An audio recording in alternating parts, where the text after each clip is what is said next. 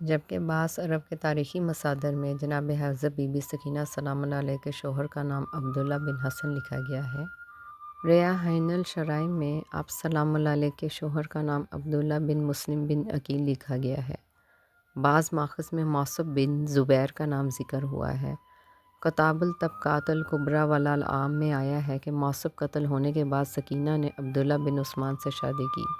اور عبداللہ مرنے کے بعد زید بن عمر بن عثمان بن عفان نے ان سے شادی کی۔ اس کتاب میں یہ بھی لکھا گیا ہے کہ سکینہ نے اپنی عمر کے آخری ایام میں اسبق بن عبدالعزیز سے شادی کی۔ عرب کی ان تاریخی کتابوں کو عجم کی شیعہ مورخین نے رد کیا ہے، کیونکہ ان میں بعض ایسے افراد کے نام ذکر ہوئے ہیں جو اہل بیت اطہار علیہ السلام کے دشمن تھے، اور ایسے شخص سے جناب حضرت بی بی سکینہ سلام اللہ علیہ کا شادی کرنا بعید ہے۔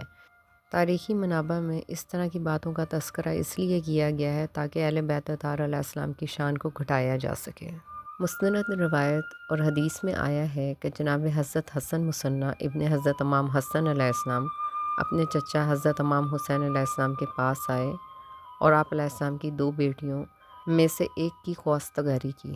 حضرت امام حسین علیہ السلام نے جناب حسن مثنی کے لیے اپنی ایک بیٹی فاطمہ کا انتخاب کیا۔ ان کا فرمان یہ تھا، کیونکہ یہ میری والدہ گرامی جناب حضرت بی بی فاطمہ الزہرا سلام اللہ علیہ بنت رسول خدا صلی اللہ علیہ وآلہ وسلم سے زیادہ مشابہت رکھتی ہیں، دینداری میں رات کو تہجد پڑھنے والی اور دن کو روزہ رکھنے والی ہیں، اور خوبصورتی میں حور العین کی طرح ہیں۔ بس یہ بات اس روایت سے ثابت ہے کہ جناب حضرت امام حسن علیہ السلام کے بیٹے حسن مثنی کا عقد جناب حضرت بی بی سکینہ سلام اللہ علیہ سے نہیں ہوا تھا، اور جناب حضرت بی بی سکینہ سلام اللہ علیہ کو اسی کم عمری میں عقیلہ قریش کہا گیا، کیونکہ آپ کی شان و عظمت یہ تھی کہ آپ سلام اللہ علیہ بچپن میں ہی ہر طرح کی آگاہی اور باخبری رکھتی تھیں،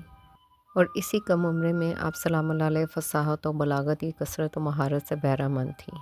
بس مستند روایت کے مطابق جناب حضرت بی بی سکینہ سلام اللہ علیہ اور جناب حضرت بی بی رقیہ سلام اللہ علیہ ایک ہی بیوی ہیں، اور آپ سلام اللہ علیہ حضرت امام حسین علیہ السلام کی 4 سالہ دختر ہیں۔ آپ سلام اللہ علیہ کربلا کے دلخراش واقعے میں موجود تھیں اور اپنے والد، بھائیوں اور دیگر اہل خانہ کی شہادت کا مشاہدہ کیا۔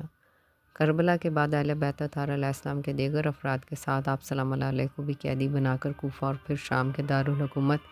دمشق لے جایا گیا، اور روایات کے مطابق جناب حضرت بی بی سکینہ سلام اللہ علیہ شام میں قید کے دوران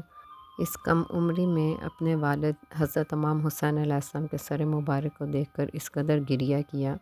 کہ آپ سلام اللہ علیہ کی شہادت ہو گئی۔